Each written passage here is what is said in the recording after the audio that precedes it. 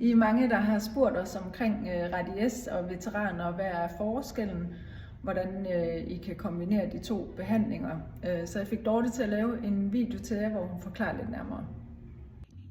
Forskellen på Radies og veteran er, at veteran er en tillægsbehandling til din Radies-behandling, og jeg kan bruge den de steder, hvor jeg ikke kan bruge Radies. For eksempel omkring øjnene, så har du tynd og løs hud omkring øjnene, og det er en meget fin tillægsbehandling til Radiesen. Du skal forvente en 3-4 behandlinger med en måned imellem, og derefter så kan det holdes ved lige hver halve år, indtil Radies får behandlet huden op omkring øjet, så den kan overtage.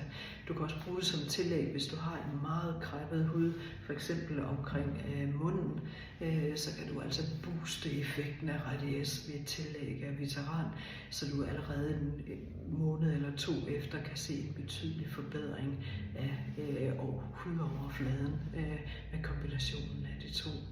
Hvis du ikke er Radies-kunde, så kan du bruge den forebyggende også omkring øjnene, så du undgår at få den her løse, lidt hævede hud omkring øjnene. Men du kan også bruge den generelt, hvis du har lidt rynker omkring munden, omkring kinderne, så kan du altså få en flot kollagenboost ud af det.